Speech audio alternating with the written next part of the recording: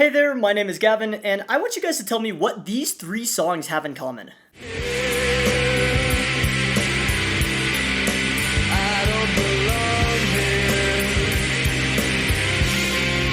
here. Do you understand? I've changed my plans. Hush now, my baby, be still, love, don't cry. Sleep like you're rocked by the stream. So now that I've been successfully demonetized, the one thing in common with all three of these songs is that they have a minor 4 chord in them. Doesn't matter the genre, doesn't matter the style, it has the chord. And why is this chord present in so many different songs, and why do so many artists use it? Well, it's because it is astonishingly beautiful. It's incredible. The function of this chord, it cannot be understated. It's amazing. What I'm going to be showing first is what this chord is. So let's look at the key of C, right? So we have a C major chord going on right here. We got like a C, E, G, C, right? Right. And if we're counting the scale of C, we got 1, 2, 3, 4, 5, 6, 7, 8. Beautiful. We got all of our notes. Now look, it's the 4 chord. So the 1, 2, 3, 4, right? We're at the minor 4. Okay. And how I built this chord was, instead of playing a major chord of F, A, C, I just lowered the middle note down a half step. So I have the minor chord, and this resolves all the way back down to the 1 chord. Let's listen to this again. And as you can hear, it already has this like haunting effect, you know? It's such a somber sound that's like, it really wants to resolve, but it's not a harsh resolution, you know? Let's compare this to like G dominant. You know, that's a crazy resolve right there, but it just doesn't have the finesse that the minor chord has. Right? And that's why this chord is so incredible and why I'm going to make an entire video about it. Because this chord has function almost anywhere in any piece of music, so long as that's the emotion you're trying to convey. So first, let's look at Creep by Radiohead, okay?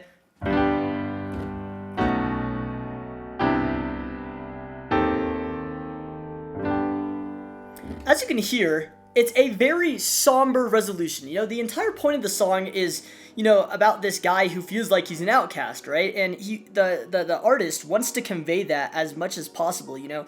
Radiohead did an incredible job using these chords so intentionally to create this kind of, evoke this emotion out of us, right? We have this, in a normal pop song, right? We would probably do like a... But imagine if that was the progression of Creep. I'm a creep, I'm a weirdo. What am I doing here? I don't belong here. I don't belong here. As you can see, that is way too happy. Like, that you can't have Creep be that happy. That doesn't make any sense. What this minor 4 chord does is it allows us to invoke a kind of somber, sad emotion into our music and send us back to our 1 chord. You know, it captures both of our goals of creating a somber tone in the song while also functioning as a harmonic progression to get back to our 1 chord, right? Let's take another look at this in another song. We're gonna go back to Billie Eilish's My Future. I played a sample of it. You know, I can't seem to focus and you don't seem to notice I'm not here, right? I'm just a man. We got this minor 4 chord, and it goes back to the 1. Right? That's obviously another kind of sad song. Now, imagine this chord wasn't used, okay? Let's choose a different example of a chord we could have used here, right?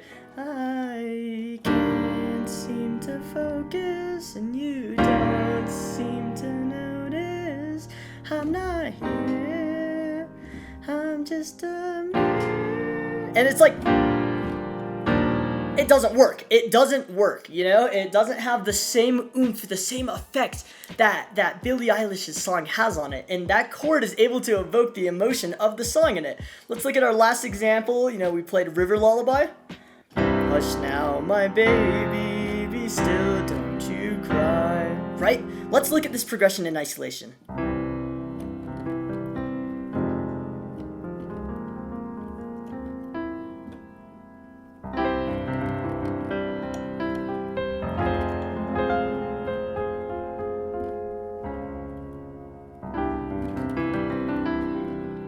Right? you wouldn't be able to get that kind of effect by using just notes in the C major scale. You know, that chord substitution of putting a minor 4 there in order to resolve is what makes the song happen. It's what invokes emotion.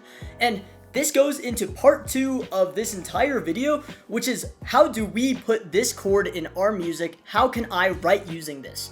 And what we're going to be doing to demonstrate this is I'm just going to be writing a sample, just mock song out of, we're just improvising it, okay? So let's choose a key, okay? I don't know, let's do A flat, okay? A flat's a great key to be in, okay? So for the A flat major scale, right, we're going to be looking at 1, 2, 3, 4, 5, 6, 7, 8. Beautiful, that's our scale. Right, we got this big major scale going on right here, and let's build a progression, okay? So like, what if I want to do like a... Nice, that sounds nice.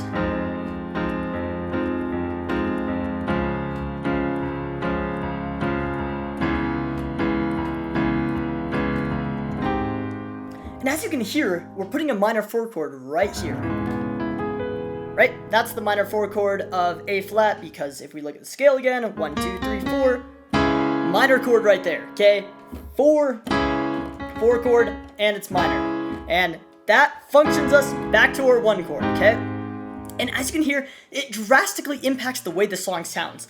Let's say I was making some sample progression and I'm making like a song about like, I don't know, like fish or something, okay? So like, I'm writing a song about fish. I like fish so much, but they're like slimy. And then I go back to the 1 chord, right? It's like a pretty happy song about fish, but what if it's a song about someone losing a fish, right? Like, what if my fish swam away from me, if swam out of the tank, went like downtown, got a job or something, right? I miss my fish. Every day I think about how long it's been since I've seen my fish. Where's he? See? Like, there's such a shift right there. It's like, it hits you so hard. It's like, wow, this is incredible, like, this song about fish is making me sad now because I'm like, where'd he go? And that's the entire point of that minor 4 chord. It's in a way to invoke emotion, and it's something so many artists, especially what I want you guys to do is literally next time you watch any kind of sad movie or any movie soundtrack in general, listen for that chord to come up, because I promise it'll happen at least once, I can think of 10 more examples of just songs that have that minor 4 progression in them, and it's a way to just convey strong emotion, and I want each and every one of you guys to have that tool of having this chord in your toolbook to use. As we're improvising and getting better at piano and just playing in general, we want to have as many options as possible, and the minor 4 chord is one that I think everyone needs. It's something that's just so, it's like, wow, this is crazy, and it resolves down to here.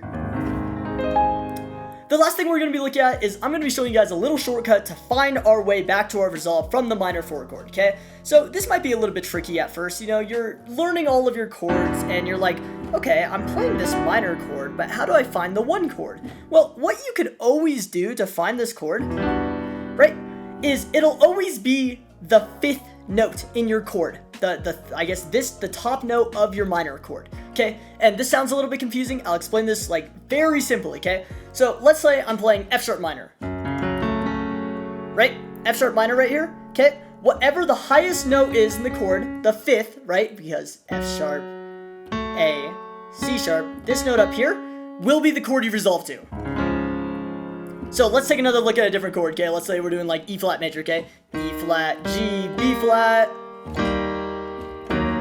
Okay, so we have this minor chord, E flat, F sharp, or probably G flat, B flat, right? Right, we have this B flat up here. We know that's the top note, so we know this is gonna resolve to a B flat.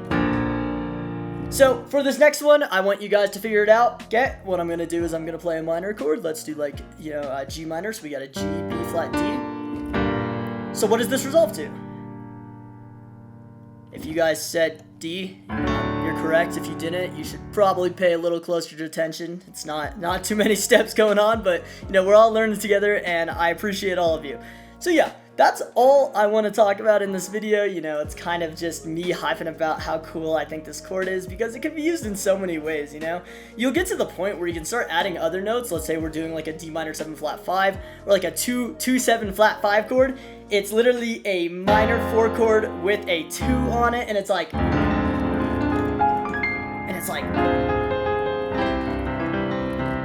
So what I'm going to do to end out this video, just to close this out, is I'm just going to play a small improv piece and just try to use that minor 4 chord in there as many times as I can, and you guys can see how effective it is. So let's just choose a key. I don't know, let's do some B. You know, we're playing in B right now.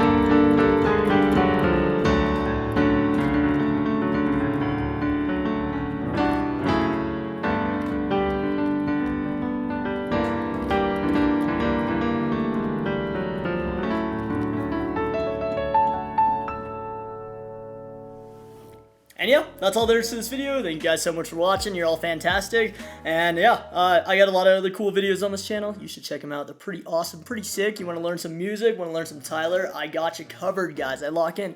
Yeah, thank you guys so much for watching.